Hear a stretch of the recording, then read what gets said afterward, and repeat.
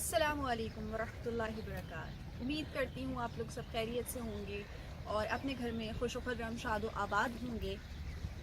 آج آپ لوگوں سے جو خاص بات مجھے کرنی ہے وہ یہ ہے کہ الحمدللہ ثم الحمدللہ ماہ رمضان المبارک کے مہینے کی آمد ہے، اور یہ وہ مبارک مہینہ ہے کہ جس کا استقبال آقا علیہ الصلوۃ والسلام نے خود فرمایا اور اس کا استقبال کرنے کا حکم فرمایا ہے۔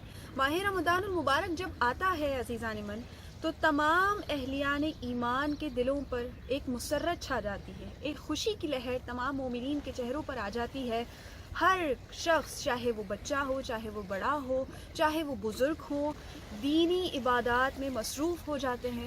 عبادتوں کا یہ سلسلہ جاری و ساری رہتا ہے۔ بزرگ حضرات بھی عبادتوں میں کثرت کر دیتے ہیں، مسجدوں میں آنا جانا لوگوں کا زیادہ ہو جاتا ہے، اور یہاں تک کہ وہ چھوٹے بچے بھی جو کہ اپنے بزرگوں کے ساتھ مسجد جاتے ہیں، وہ بھی فجر کی پابندی بھی کر رہے ہوتے ہیں اور عشاء کی پابندی بھی کر رہے ہوتے ہیں۔ یہ رونقیں ہمیں صرف ماہ رمضان المبارک میں ہی دیکھنے کو ملتی ہیں۔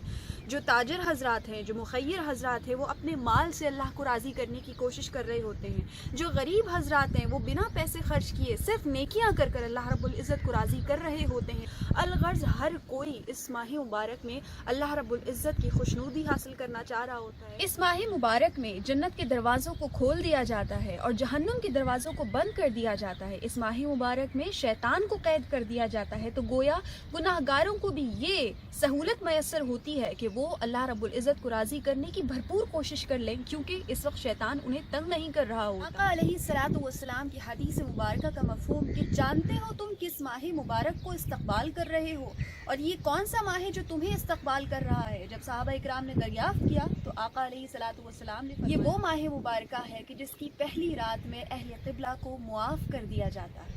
سبحان اللہ! تو یہ وہ ماہ مبارک ہے کہ جس میں ایک نیکی کا عمل آپ کو 70 گناہ بڑھ کر ملا کرتا ہے۔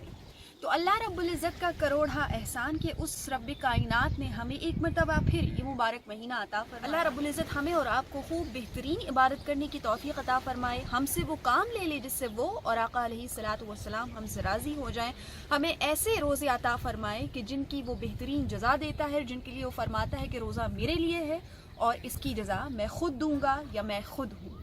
آخر میں اس شعر کے ساتھ اپنی گفتگو کا اختتام کروں گی کہ قدسیوں میں ہے مسرت کی لہر دوڑی ہوئی، شور ہے اوج فلک پر آمد رمضان ہے، قید ہوتے ہیں شیاطیں اس مبارک ماہ میں، گیت گاتے ہیں فرشتے عظمت سبحان ہے۔